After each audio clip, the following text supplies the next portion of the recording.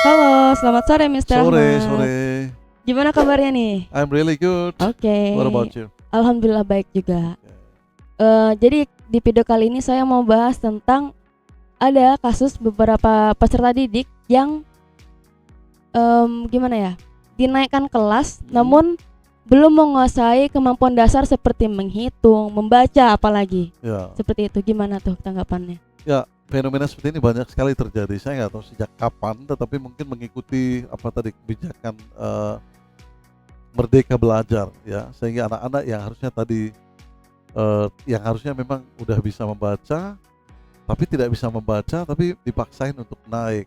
Mungkin orang tua akan bahagia sesaat, ya, tapi anak-anak akan merasakan dampaknya dan akan jadi bumerang buat mereka sendiri, dimana pada saat masuk ke level atas, ya, mungkin kelas 2, teman-temannya udah lebih, ternyata dia masih kurang gitu dalam hal membaca. Jadi efeknya banyak ke depannya. So makanya saya bilang ini akan jadi bumerang buat mereka sendiri. For the parents, untuk orang tua, I think that's okay for this, karena anaknya diikutkan naik, merasa ikut aja naik kan, Iya, ya merasa fine-fine aja, tapi sebenarnya anaknya yang merasakan dampaknya itu lebih lebih lagi ke anak, ya. It's not for the parents. oke. Ya. Jadi di case ini, Sir, apa yang terjadi? What's up? What's going on? Ya, Ya, oh ya, sebenarnya belajar membaca itu adalah kemampuan dasar, seperti tadi Noe bilang, ya, iya betul. bahwa ini adalah kemampuan dasar. Ya betul, betul sekali bahwa ini adalah kemampuan dasar. Kemudian naik kelas itu pasti kan akan ada tingkat lanjutan lagi, ya, lebih dari tingkatan dasar tadi. Jadi bagaimana mungkin naik kelas tanpa kemampuan dasar, ya kan, pastinya akan sangat sulit kan. Kemudian juga di rumah nih, mungkin banyak sekali orang tua yang dapetin anaknya sekarang lebih banyak main handphone, ya kan. Betul. Padahal itu adalah masa-masanya mereka, apalagi yang masih kelas 1 atau prasekolah, ya. Harusnya mereka mungkin akan lebih mengenal huruf dan macam-macam. Ya kalau misalnya mereka menggunakan handphone secara bijak, mungkin mereka bisa lihat sih, atau belajar sambil belajar dari ponsel. Tapi kalau misalnya tontonannya cuma joget-joget aja dan harusnya udah bisa membaca tapi belum bisa dan dibiarkan, ya problem juga buat orang tua akhirnya kan. Em, Betul. ini seperti membangun rumah tanpa pondasi. Jadi kalau misalnya kita memaksakan anak untuk naik, memaksakan untuk anak untuk naik kelas tanpa ada kemampuan dasar, ya sama aja kayak tadi membangun rumah tanpa pondasi. Dibangun terus nggak apa-apa, dinaikin terus, dibangun terus, tapi pondasinya nggak ada, akhirnya rusak lah, Iya ya betul. kan, ambruk jadinya. Oke. Kebijakan ini sebenarnya mungkin diberlakukan oleh pemerintah, mungkin ada what is it, ada landasan pemikiran, ya kan, ya, kenapa bisa diberlakukan seperti ini. Mungkin pemerintah memikirkan hal psikologi, karena stigma naik kelas, tinggal kelas.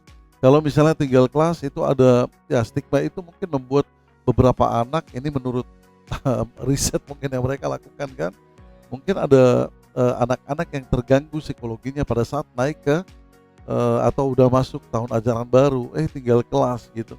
Ya bisa saja seperti itu, ya bisa saja seperti itu. Tetapi harusnya kebijakan ini ada, ada program yang mengikutinya gitu, seperti kayak misalnya remedial yang sifatnya intensif, ya kan, di mana oke, anak dipaksakan naik kelas, oke, meskipun nggak bisa membaca, tetapi harus ada remedial, dan remedial ini sifatnya intensif, karena kalau membaca itu misalnya 2 kali pertemuan atau 3 kali pertemuan dalam seminggu aja, setiap kali pertemuan cuma 1 jam katakanlah, atau 90 minutes for every meeting. Saya pikir itu nggak terlalu maksimal belajarnya, jadi harus memang intensif, ya.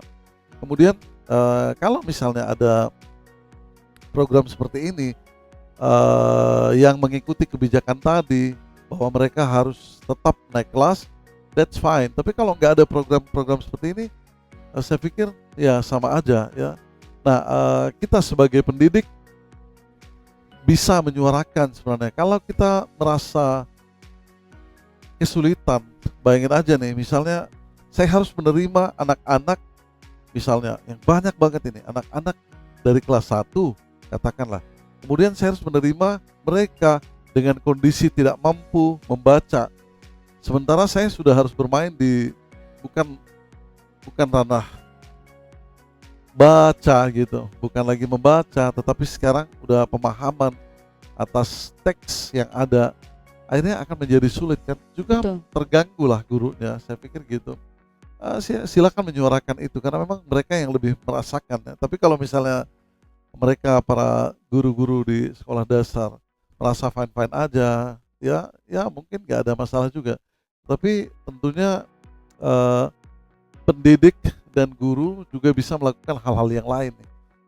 Misalnya apa? Memberi alarm dari awal, kan kelihatan tuh. Misalnya dari beberapa minggu atau beberapa bulan, kemudian satu anak atau beberapa anak itu memang sulit membaca. Beri alarm ke orang tua. Bukankah sekarang akan lebih mudah karena ada WhatsApp group, ya kan? Iya, betul. Orang tua dan guru bisa berhubungan, komunikasi, bisa menjalin komunikasi di situ.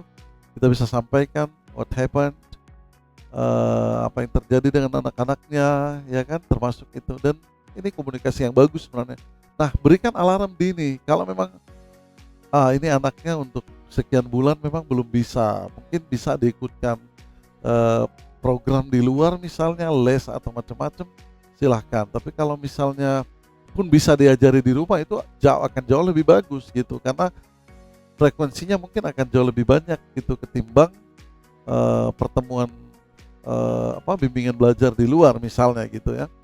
Ya itu bisa dipertimbangkan. Kemudian pada saat nanti terima rapot, itu alarm selanjutnya lagi. Jadi alarm dirinya mungkin beberapa minggu, beberapa bulan.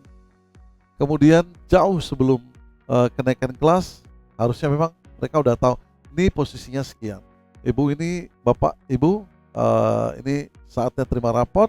Kita sekarang ada di semester 1 menjelang 2. Kemudian kondisi anaknya dalam membaca ini segini aja misalnya gitu.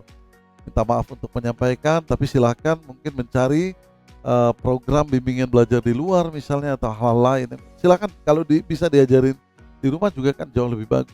Nah, lakukan itu, saya pikir udah cukup bisa membantu ya kan. Jadi pendidik atau guru dalam hal ini bisa memberikan alarm. Kemudian nanti tidak lanjutin oleh orang tua seperti itu.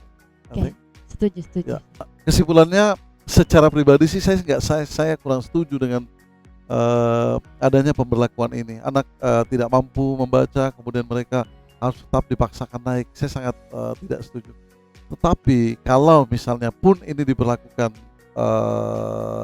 untuk jangka waktu yang panjang, mungkin hendaknya dipertimbangkan hal-hal berikut. Misalnya ada program lanjutan. Misalnya program lanjutan ini adalah untuk mengikuti kebijakan tadi, mengikuti kebijakan yang anak-anak yang nggak bisa membaca kemudian harus naik kelas misalnya.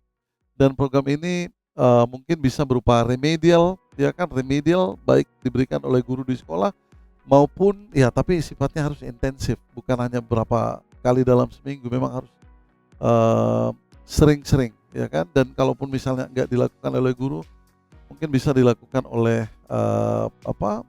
bimbingan-bimbingan belajar yang ada di sekitar mereka, ya. Karena jangan sampai ada pembiaran oleh guru, orang tua, akhirnya anak-anak ini sama dengan kita membiarkan mereka berkembang tanpa bekal. Jadi kita oke, that's fine, kita biarkan aja, tapi tanpa bekal, ya kan. Ingat bahwa naik kelas ini jangan karena kita seperti kita berikan hadiah kepada seseorang. Jadi naik kelas ini bukan tentang hadiah, bukan tentang rasa kasihan, tapi ini tentang tanggung jawab. Bagaimana anak-anak memang harus ada di fase itu, harus memang bisa membaca untuk bisa ke jenjang selanjutnya. Oke, semangat buat guru, Bapak Ibu guru, dan juga orang tua di rumah. Semangat membimbing anak-anak. Ya. Oke, terima kasih banyak Mr. Rahman.